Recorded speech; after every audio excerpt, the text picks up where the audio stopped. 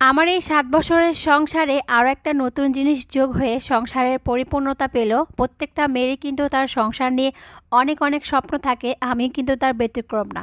আমি কিন্তু একটু, একটু করে এভাবেই কিন্তু আমার সংসারটাকে খুব সুন্দর করে সাজিয়ে নিয়েছি। আসসালামু আলাইকুম। কেমন আছেন সবাই? এই ব্লগটা ছিল আমার ছুটির দিনের। তো সকালবেলা নাস্তা বানাবো। তো আজকে হচ্ছে ডিম আর পাউরুটি দিয়ে ভেজে নিব। আর এখানে শুধু লবণে দিব, কোনো চিনি বা দুধ কিচ্ছু দিব না। মানে মিষ্টি করে বানাবো না। এরকম লবণ দিয়ে আর ডিম দিয়ে হচ্ছে পাউরুটিগুলো ভাজবো। আর সাথে থাকবে রং চা। তো এই হচ্ছে সকালের একেবারে সিম্পল নাস্তা। আর এরপরে রাইসা বাবা হচ্ছে বের হবে একটু, তো তাড়াহুড়া করে নাস্তাটা বানিয়ে নিচ্ছিলাম। আর এই তো এই পাউরুটি আমরা কেনা ভাজতে পারি বলেন তো? এটা তো আমাদের মনে হয় কম বেশি সবারই পছন্দের। তো চটজলদি কোনো যদি নাস্তা হয় আমার তো মনে হয় এটাই বেস্ট। খুব তাড়াহুড়া করে বা খুব অল্প সময়ের মধ্যে কিন্তু বানানো যায়। তো যাই হোক, গত ১ মাস আগে হচ্ছে আমি ৩ পাল্লার একটা সেগুন কাঠের আলমারি অর্ডার দিয়েছিলাম। সেটারই আজকে ডেলিভারি হবে। মানে আলমারিটা হচ্ছে আজকে দেওয়ার কথা, যেহেতু আজকে ছুটির দিন, শুক্র শনিবার এই ২-১ দিনের মধ্যে আমরা দিতে বলেছি, যেন আমরা খুব ভালোভাবে রিসিভ করতে পারি। তা নয় দেখা যাবে যে রাইসা বাবা যেহেতু বাসায় থাকবে না অন্য দিনগুলোতে, আমার নিতে তো খুব কষ্ট হবে বা আমি এগুলো সামাল দিতেও পারবো না। তো সেই জন্য হচ্ছে আজকে ছুটির দিনেই হচ্ছে এই কাজটা বেছে নেওয়া। তো যাই হোক, এই জন্য আমি খুব সকালবেলায় ওঠা হয়েছে, ঘরগুলোও আমি গুছিয়ে নিয়েছি। যেহেতু একটা আলমারি নিয়ে আসা হবে, যে রুমে রাখবো সেই রুমের আলমারিটাও সরিয়ে ফেলতে হবে। তো সব মিলিয়ে বিশাল কাজ আজকে ঘরের মধ্যে। কোনটা থেকে কোনটা করব সেটাই ভাবছি। মানে একটা আলমারির সব কিছু নামিয়ে ফেলেছি, কারণ সেই আলমারিটা আবার পরের আরেকটা বেডরুমে রাখা হবে। তো মনে হচ্ছে আমি মনে হয় বাসা পাল্টিয়েছি, এতটা এলোমেলো ঘরগুলো। তো যাই হোক, এই তো আমি এখানে আবার চাটাও বানিয়ে নিয়েছি। তারপরে আমার পাউরুটিগুলো কিন্তু ভাজা হয়ে গেছে। তো এখন এই তো ১ কাপ চা আর হচ্ছে ১-২ পিস রুটি খেয়ে সকালে নাস্তাটা সমাপ্ত হবে। তারপর কাজগুলো একটু, একটু করে ২ জন গুছিয়ে নিব। আর প্রথমে যে কাজটা করবে রাইসের বাবা এখন, সেটা হচ্ছে আমাদের এই বেডরুম থেকে আগের যে আলমারিটা ছিল সেটা হচ্ছে পরের আরেকটা বেডরুম রয়েছে সেখানে দিবে। আর এই রুমে হচ্ছে আমরা নতুন আলমারিটা রাখবো। আর এইখানে হচ্ছে আমি আরও একটা বোকামি করেছি, সেটা হচ্ছে রাইসা বাবুকে বললাম যে এতগুলো কাপড় আমি বের করব, আবার এলোমেলো হবে, সেগুলো গোছানো খুবই কষ্টকর। তো যেগুলো আলমারির মধ্যে একেবারে অগোছানো ছিল সেগুলোই বের করে আমি বিছানার উপর রেখে দিয়েছি। বাকি অর্ধেকটা সেরকমটাই রয়েছে। মানে অর্ধেক কাপড়ে আলমারির মধ্যে রয়ে গেছে, এই জন্য খুব ভার হয়ে গেছে, সরাতে খুবই কষ্টকর হচ্ছে। তো যাই হোক, একটু একটু করে কষ্ট করে হলেও সে সরিয়ে দিচ্ছে, যেহেতু আলমারিটা নিয়ে আসবে। পরবর্তী সময় ২টা আলমারি একসঙ্গে মানে সরানো বা খুবই ঝামেলা হয়ে যাবে। এইজন্য আগেভাগে আলমারিটা সরিয়ে সব কিছু ঝাড়া দিয়ে আমি হচ্ছে রেডি করে নিলাম। এই তো এই রুমে মানে রেখে দিয়েছি এইভাবে। তো পুরো আমি রুমটা দেখাচ্ছি না, কারণ পুরো রুমটা খুবই এলোমেলো রয়েছে, অনেক কাপড় দিয়ে ভরা খাটের উপর বা বিছানার উপর। তো যাই হোক, পরে গুছিয়ে না হয় আপনাদের সঙ্গে শেয়ার করব। আর এরই মধ্যে এই তো আলমারি কিন্তু চলে আসছে। আর আমি কিন্তু মূলত ৩ পাল্লার বা ৩ পার্টের হচ্ছে আলমারি বানিয়েছি। আর এটা ছিল হচ্ছে ২ পাল্লার। প্রথমে ২ পাল্লাটা উঠিয়েছে। এছাড়া কিন্তু এই আলমারি কিন্তু আরও ১ পার্ট রয়েছে, সেটা কিন্তু একটু পরেই নিয়ে আসবে। তো যাই হোক, আমি খুব সিম্পলের মধ্যে হচ্ছে আলমারিটা বানিয়েছি। আমি একেবারে খুব গর্জিয়াস আলমারি বা যে কোনো খাট বলেন বা যে কোনো কিছুই বলেন, সোফা বলেন বা আমার যে ওয়াল ক্যাবিনেটটা আপনারা সবসময় জিজ্ঞাসা করেন আপু সেটা ডিজাইনটা একটু দেখাতে। ওই যে দেখেন ওয়াল ক্যাবিনেটটা কিন্তু দেখা যাচ্ছে, সেটাও কিন্তু খুবই নর্মাল ডিজাইন এবং সিম্পলের মধ্যে আমি বানিয়েছি। খুব বেশি গর্জিয়াস কোনো জিনিসে আমার খুব ভালো লাগে না। তো এই তো সেই আলমারি এখন যে পার্টটা ছিল আর কি আলমারি, সেটা এখন লাগিয়ে দিবে। তো লাগালে কিন্তু এটা ৩ পাল্লার হয়ে যাবে আর কি। তো আমার এটা ধারণা ছিল না, আমি তো ভেবেছিলাম যেন একবারেই মনে হয় হয়ে যায়।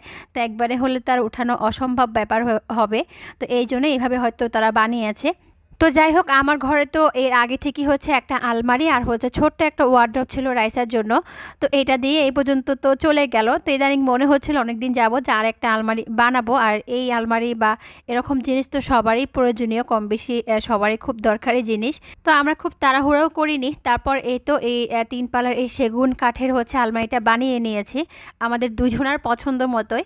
আর ওই তো বললাম খুব সিম্পলভাবেই বানিয়েছি। আর আমার যারা রেগুলার ব্লগগুলো দেখেন, কেমন লেগেছে আপনাদের কাছে অবশ্যই কমেন্ট করে জানাবেন।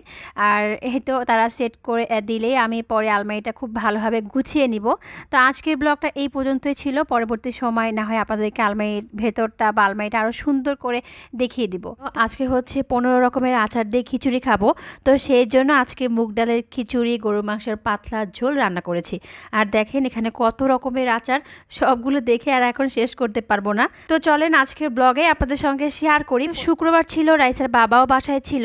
তো আমি ভাবলাম আজকে খিচুড়ি রান্না করি আর হচ্ছে গরুর মাংস তো রান্না করবই, যেহেতু রাইসের বাবার খুবই পছন্দের একটা আইটেম এটা। আর সেই সাথে ওই যে বললাম যে 15 রকমের আচারও কিন্তু থাকবে খিচুড়ির সঙ্গে। আর এই তো কাজগুলো গুছিয়ে নিচ্ছিলাম, এখানে টমেটো কাঁচামরিচ সব কিছু খুব ভালো করে ধুয়ে পানি ঝরিয়ে নিয়েছি, এরপর তো ফ্রিজে রাখবো। আর আমি যেহেতু মুগ ডাল দিয়ে আজকে খিচুড়ি রান্না করব, মানে কোনো মসুর ডাল বা অন্য কোনো ডাল দেব না, শুধু মুগ ডাল দিয়ে খিচুড়ি রান্না করব, তো সেই জন্য পাশের চুলায় ফ্রাই প্যানের মধ্যে মুগ ডালটা ভাজতে দিলাম। আর এইখানে হচ্ছে মাংসটাও বসিয়ে দিই, মাংসটা বসিয়ে দেওয়ার পরে খিচুড়ির রেসিপিটা আপনাদের সঙ্গে শেয়ার করব। আর এই তো মাংস আমি সবসময় যেভাবে রান্না করি হাতে মাখিয়ে, মানে যা যা মশলা রয়েছে সব মশলাই আমি দিয়ে দিই। আর এখানে পরিমাণ মতো আমি পেঁয়াজ দিয়েছি, আদা রসুন বাটা আজকে একসঙ্গেই পরিমাণ মতো দিয়ে দিয়েছি। এরপর মরিচের গুঁড়া, হলুদের গুঁড়া দিলাম, তারপর আমি দিয়ে দিয়েছি জিরা গুঁড়া, তারপরে গরম মশলার গুঁড়া। আর গরম মশলার গুঁড়ার মধ্যে কিন্তু আমি সব সময় জয়ফল জয়ত্রী একসঙ্গে হচ্ছে গুঁড়া করে নিই, এই জন্য কিন্তু আলাদা করে আর দেওয়া হয় না। অনেকেই জিজ্ঞাসা করেন আপু আপনি জয়ফল জয়ত্রী দেন কিনা মাংসর মধ্যে বা গরুর মাংসের মধ্যে আর কি, তো আমি কিন্তু দিয়ে থাকি, মানে ওই তো গরম মশলার মধ্যে থাকলে আর কিন্তু এক্সট্রাভাবে দিতে হয় না। আর এই তো লবণ দিয়ে দিলাম সব শেষে, তারপরে এলাচ দারুচিনি এগুলো একটু আস্তভাবে দিয়ে দিয়েছি। এখন সব একসঙ্গে হচ্ছে আমি মাখিয়ে নিলাম, তেল দেওয়ার পরে মাখিয়ে নেওয়ার পরে এই তো মাংসটাও কিন্তু বসিয়ে দিয়েছি। আর এইখানে ডালটাও কিন্তু খুব ভালো করে ভাজা হয়ে গেছে, খুব ভালো বলতে বেশি করে আবার ভাজলে দেখা যাবে যে সেদ্ধ হবে না, আর সেই জন্যই কিন্তু আমি ডালগুলো সেভাবেই কিন্তু ভেজে নিলাম। এখন ডাল চাল একসঙ্গে মিক্স করে হচ্ছে আমি একবারে ধুয়ে নিব। আর যা বললাম আর কি, এই খিচুড়ির মধ্যে কিন্তু কোনো এক্সট্রা আর কোনো ডাল যাবে না, শুধু এই মুগ ডাল দিয়ে কিন্তু আমি এই খিচুড়ি রান্না করব, মানে মুগ ডালের খিচুড়ি আজকে রান্না করছি। তো যাই হোক, কীভাবে রান্না করব সেটা আপনাদের সঙ্গে শেয়ার করি। আগে চালটা খুব ভালো করে ধুয়ে পানি ঝরিয়ে নিই, তারপরে হচ্ছে রান্নাটা বসিয়ে দিব। আর আমার ব্লগটা আজকে যারা দেখছেন তারা হয়তো বা এই রেসিপিটা আগে থেকেই পারেন, মানে মুগ ডালের খিচুড়ির রেসিপি আগে থেকেই পারেন।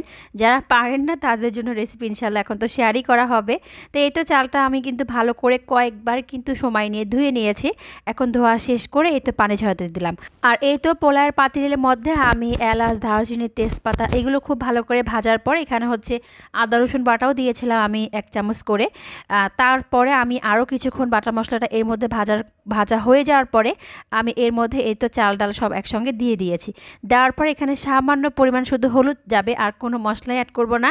এই হলুদ দেওয়ার পরে আর লবণ দেওয়ার পরে আমরা যেরকম করে পোলা চালটা ভাজি সেমভাবে আর কি ভাজতে হবে। চাইলে এখানে 1-2 চামচ ঘিও অ্যাড করতে পারেন, সুন্দর একটা ফ্লেভার চলে আসবে। তো এই তো খুব ভালো করে কিন্তু ভাজা হয়ে গেছে। এখন আমি এখানে পানি অ্যাড করব, মানে এই খিচুড়িটা খুব বেশি নরম হবে না, খুব বেশি বলতে এটা যেরকম হচ্ছে পোলাও হয় সেই রকম ঝরঝরে হবে। তো সেইভাবেই আমি রান্না করব, এই জন্য যতটুকু পানি প্রয়োজন ততটুকুই আমি পানি দিয়ে দিলাম। তারপরে হচ্ছে কয়েকটা কাঁচামরিচ দিয়ে দিয়েছি। এর মধ্যে কিন্তু এই খিচুড়ি রান্নাটা কিন্তু হয়ে যাবে। আর অনেকে কিন্তু আমরা সাদা খিচুড়ি রান্না করি, তাই না? এই সেম রেসিপিতেই হচ্ছে সাদা খিচুড়ি কিন্তু হয়, শুধু হলুদটা না দিলেই সাদা খিচুড়ি কিন্তু হয়ে যাবে। আর এখানে মাংসটাও খুব ভালো করে কষানো হয়ে গেছে। আমি যেহেতু একটু পাতলা ঝোল করব, একটু ঝোলের পরিমাণ বেশি দিয়েছি, আর আলু দিয়ে কিন্তু মাঝামাঝি অবস্থায় খুব ভালো করে কষানো হয়ে গেছে। তো এখন এই তো ঢাকনা দিয়ে ঢেকে মাংসটা হচ্ছে রান্না করে নিব। তো যাই হোক, এখন হচ্ছে সেই 15 রকমের আচার বের করে আপনাদেরকে দেখাবো কি কি আচার আছে। আমি এই আচার হচ্ছে রোজার মাসেই নিয়েছিলাম। তো আমি যেহেতু অনেক রকমের আচার খেতে এমনিতেই পছন্দ করি, তো সব ধরনের আচার আসলে নিজেরা কিন্তু বানাতেও পারি না। এখানে যে কত রকমের আচার আছে আপনারা দেখলে কিন্তু বুঝতে পারবেন। তো খাওয়ার আগে আমি বের করেছি ফ্রিজ থেকে, খাওয়ার সময় এই তো সবগুলো বয়াম এখন খুলে খুলে আপনাদেরকে দেখাবো। আর এটা কিন্তু বাহিরেও রাখা যাবে, আচারগুলো আমি ফ্রিজে রেখে দিয়েছিলাম, কোনো সমস্যা নেই, ফ্রিজেও রাখতে পারবেন, আবার হচ্ছে মানে বাহিরেও রাখতে পারবেন। তো যাই হোক, এই তো আচারগুলো আমি সবগুলোই খুলে নিচ্ছি, আর সব আচারের পরিমাণে আমি অল্প অল্প করে নিয়েছি যাতে করে বিভিন্ন রকমের আচার টেস্ট করা যায়। বলেন তো এই বুদ্ধিটা কেমন হয়েছে আমার? মানে একটা বেশি করে না নিয়ে সবটাই অল্প অল্প করে নিয়ে সবটাই টেস্ট করা কিন্তু খুবই ভালো। আচারের ক্ষেত্রে আমি সবসময় এটা করি, দোকানে গেলেও এটা করি, মানে যে দোকানে অনেক রকমের আচার পাওয়া যায় সবটাই একটু একটু করে নিয়ে টেস্ট করি। যারা হচ্ছে আচার পছন্দ করেন তাদের ক্ষেত্রে এমনটাই হওয়ার কথা। তো যাই হোক, এই তো রাইসের বাবা হচ্ছে সব আচার একটু একটু করে নিবে, সেও আচারগুলো খুব পছন্দ করে। তো আমিও তাকে প্লেটটা খুব সুন্দর করে সাজিয়ে দিচ্ছি, আমি একটু পরে সুন্দর করে সাজিয়ে খেতে বসবো। তার আগে সামন থেকে আপনাদেরকে প্রত্যেকটা আচার দেখাবো। এটা ছিল জলপাইয়ের আচার, এটা যে কত মজার তাকে দেওয়ার পরপরে সে শেষ করে ফেলেছে, তারপর আবার নিল। আর হ্যাঁ, প্রত্যেকটা আচার কিন্তু হোমমেডভাবে তৈরি। আর মনে মনে ভাবছেন যে আমি এই আচারগুলো কোথায় পেয়েছি, আরে অনলাইন থেকে অর্ডার করেছিলাম এই আচারগুলো। আর সবগুলো আচার যে কী মজার ছিল, আপনারাও কিন্তু চাইলে অর্ডার করতে পারেন। আমি পেজের নামটা কমেন্টস এবং ডেসক্রিপশন বক্সে দিয়ে দিব। আর চাইলে কিন্তু এরকম আচারগুলো আপনারাও কিন্তু অর্ডার করতে পারবেন সহজে। আর এই যে এটা কিন্তু চিংড়ি মাছের বালাচাও, আর এটা জলপাইয়ের গোল্লা আচার। জলপাইয়ের গোল্লা আচারটা কিন্তু খালি মুখে খেতে খুবই ভালো লাগে। আর এইটা ছিল তেঁতুলের মানে গোল্লা আচার। আর এই আচারটা ছিল নাগা মরিচের বা বোম্বাই মরিচের আচার যে আমরা বলি সেইটা, যারা ঝাল খেতে পছন্দ করেন তাদের জন্য বেস্ট। আর এটা গাজর আর হচ্ছে রসুনের আচার ছিল। এই আচারটাও কিন্তু খেতে খুব মজার, মানে এটা মশলাই তেঁতুল ছিল। আর কাশ্মীরি আচারও ছিল, তারপরে আলু বোখরার আচারও আছে। এই যে দেখেন আলু বোখরার আচার, আমার সবচেয়ে পছন্দের আচারের মধ্যে আলু বোখরার আচার, তারপর হচ্ছে রসুনের আচার। এই যে এটা রসুনের আচার, তারপর হচ্ছে আমের ঝুরি আচার। এই যে দেখেন এটা হচ্ছে আমের ঝুরি আচার। তো যাই হোক, প্রত্যেকটা আচার খুব খুব মজার ছিল। আমলখির আচারও ছিল, সবটাই টেস্ট করেছি আলহামদুলিল্লাহ, খুব ভালো। আর এইটা হচ্ছে আমসত্ত্ব, আমরা তো সবাই চিনি। আমসত্ত্বর আচারও কিন্তু আছে। আমি যেহেতু রোজার মধ্যে নিয়েছি তখন আমের সিজন একেবারে কম ছিল, এই জন্য আমের আচারও কম নেওয়া হয়েছে। তো যারা আমের আচার নিতে চান তারা কিন্তু আপুর কাছে নিতে পারেন, যেহেতু আমি পেজের নামটা কমেন্টস এবং ডিসক্রিপশন বক্সে দিয়ে দেবো। চাইলে আপনাদের পছন্দ মতো যে কোনো আচার হচ্ছে অর্ডার করতে পারবেন। আর এই যে এটা হচ্ছে গাজরের চিপস। আজকে এই পর্যন্তই, ভালো থাকবেন সবাই, আসসালামু আলাইকুম।